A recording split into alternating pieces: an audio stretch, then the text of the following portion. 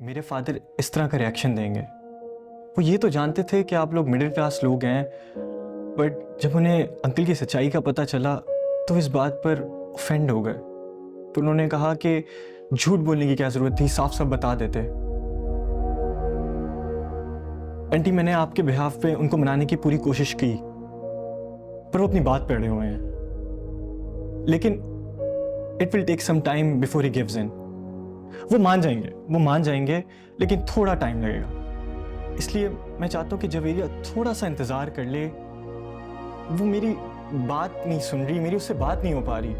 मैं इसलिए यहाँ पे आया ताकि आप उससे बात कर सकें। आंटी, आई एम श्योर वो मान जाएंगे, and I really don't want to lose Javeria. मैं उसे खोना नहीं चाहता। रोहान, जो शिकायत तुम्हारे अब्बा को हुई वो बिल्कुल ठीक है। गलती हमारी ही है, हमने आप लोगों से गलत बयानी की। और गलत बयानी की वजह भी शायद ये है कि जवेरिया के अब्बा को समझ नहीं आए कि वो अपने आप को आप लोगों के सामने बराबर कैसे दिखाए। जब इस कदर फर्क होना दो फैमिलीज के बीच में, तो एक एहसास कमतरी होता है, लो सेल्फ एस्टीम महसूस होता है। समझ रहे हो? जी जी आंटी, मुझे अंदाजा है। तो अब देखो, मैं नहीं चाहती कि जवेरिया सारी जिंदगी इस चीज से गुजरे। और मुझे यकीन है कि तुम्हारे अब्बा मान जाएंगे। शायद उस वक्त से पहले ही मान जाए, जितना वक्त तुम्हें लगा वो लेंगे। लेकिन फिर भी मैं नहीं चाहती कि जवेरिया एहसास कमतरी के साथ आप लोगों के घर जाए।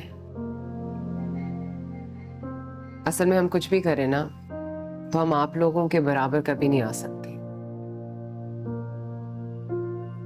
और अब जो कुछ भी हो गया है, उसके बाद ये एक ताना ना जवेरिया के हिस्से में जिंदगी भर रहेगा कि उसका बाप एक नाकाम, छूटा। नहीं आंटी, नहीं, इस तरह नहीं होगा, ऐसा नहीं होगा। नहीं,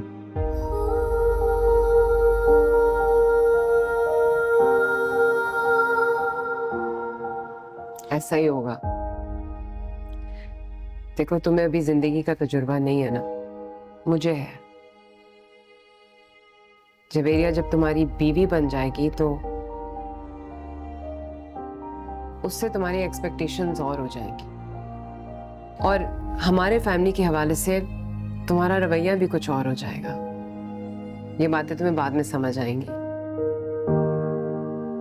मैंने अपने बच्चों को बहुत मेहनत से पढ़ाया है, अपनी जिंदगी कुर्बान करके उनको बेहतरीन स्कूल्स, कॉलेजेस भेजी, और उन्होंने भी बहुत मेहनत की मेरे साथ।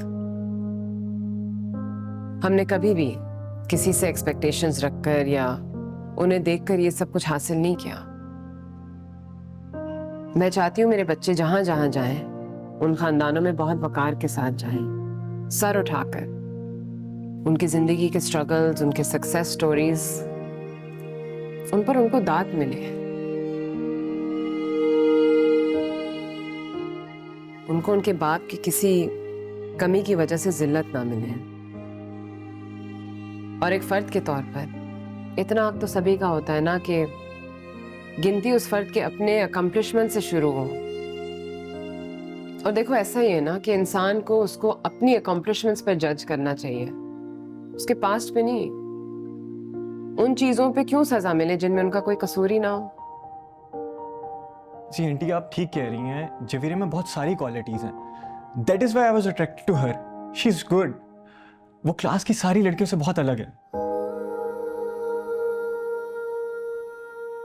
और वो सिर्फ आपका जिक्र करती थी, मैं जानता हूँ, ये सिर्फ आपकी वजह से। हाँ, लेकिन पिछले कुछ दिनों में वो बहुत बदल चुकी है।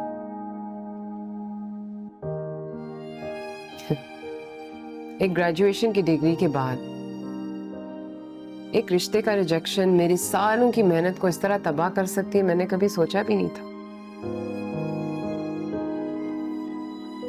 रूहान, मैं चाहती हूँ कि जवेरिया मजे से जिंदगी जिए, अपनी खुशी से, अपने चॉइसेस के साथ, अपने तरीके से, झूठ बोले बगैर, चीजें छुपाए बगैर। मैंने जिस तरह की जिंदगी जी है ना, मैं चाहती हूँ कि वो उस तरह की जिंदगी बिल्कुल ना जिए। इसीलिए मैं कह रही हूँ अपने माँ बाप को ना मनाओ। शायद किस्मत में यही लिखा है कि ये कहानी इधर ही खत्म हो जाएगी। इसमें तुम्हारे लिए भी अच्छा होगा और मुझे उम्मीद है कि इसके लिए भी अच्छा होगा। ठीक है आंटी, चलता हूँ। खुदा हाफिज।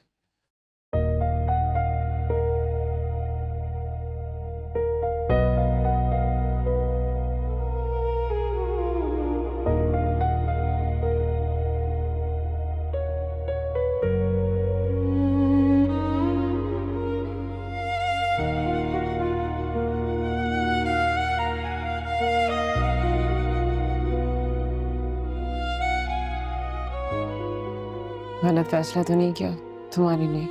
आपने बिल्कुल सही फैसला किया अम्मी।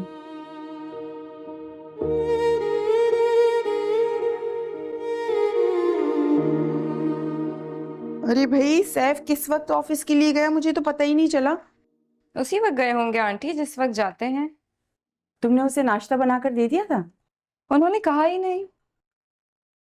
मैं भी फजर की नमाज पढ़कर ऐसा सोई कि मेरी आंख ही नहीं खुली। मेरा बच्चा ना पूरे दिन अब भूखा रहेगा। आंटी, वो कोई छोटे बच्चे थोड़ी ना है, कुछ खा लिया होगा बाहर से उन्होंने।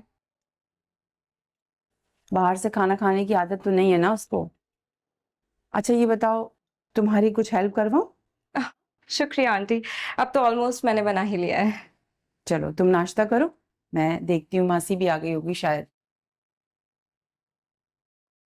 वैसे रिश्ता हो जाता तो अच्छा था तुम्हारे लिए। एक बेटी की जिम्मेदारी तो तुम्हारे सर से अदा होती ना। कोई बात नहीं अम्मी, मुझे कोई फर्क नहीं पड़ता। नहीं हुआ तो नहीं हुआ, छोड़े। मैं कोई और बात करने आई हूँ आपसे। भागो। हाँ बताओ। आपके पास मेरा कोई जेवर तो नहीं पड़ा?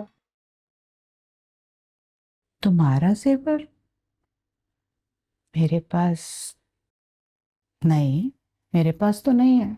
जरा सोचना है। मैंने इशरत बाजी की बेटी की जब शादी हुई थी तो मैं आपके पास जेवर लाई थी। हाँ हाँ, तुम लाई थी मेरे पास, लेकिन मुझे अच्छी तरह से याद पड़ता है कि वो जेवर तो तुम ले गई थी, सारे का सारा। अच्छा, हाँ। ले गई थी। चलिए फिर भी आप अपने पास से जरा देखिएगा। देख लेती हूँ मैं, लेकिन क्या हुआ है? कोई चीज गुमी है? जामी की तरफ से जो जेवर आया था उसमें से बहुत कुछ जेवर मिल नहीं रहा। सेबा, ये तो लाखों का नुकसान हुआ है। अम्मी, इसीलिए तो परेशान हो रही हूँ। वो बस रखा हुआ था, सोचा था कि चलो बेटियों के काम आएगा। आपकी तरफ का तो बेच लिया था, बच्चों की तालीम में वो काम आया। ये तो बस रखा हुआ था। ये नुकसान तो नहीं होना चाहिए था बेटा। सुनो, तुम जामी से पूछो।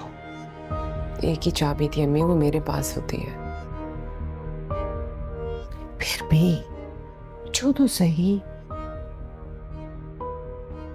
अच्छा पूछ लूंगी, लेकिन अगर जामी को जरा सा भी शक हुआ ना कि जेवर इधर से उधर हुआ है तो तूफान मच जाएगा। वो भी उनकी तरफ का।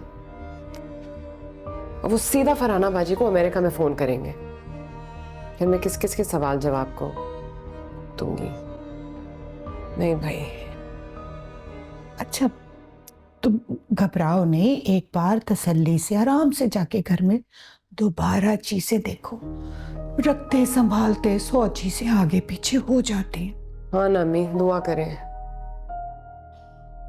दुआ करें। नहीं मिल रहा, बच्चों से भी पूछा, उनको भी नहीं मिल रहा। आप बस उस्मान को कुछ मत कहिएगा। नहीं मैं कुछ नहीं कहूंगी, लेकिन बेटा परेशान होने के बजाय एक बार घर जाके अच्छी तरह से छानबीन कर लो। चीज रखते संभालते 100 चीजें बंदा आगे पीछे कर ही लेता है, घर से मिल जाएगा। हर जगह छान मारी, नहीं मिल रहा ना। आप कह रही हैं तो फिर से देख लूंगी, लेकिन आपको पता मैं गैर जिम्मेदार बिल्कुल भी नहीं हूँ। हर चीज हिफाजत से रखती हूँ, नहीं मिल रहा।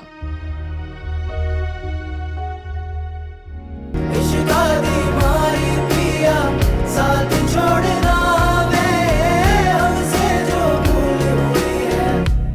भूल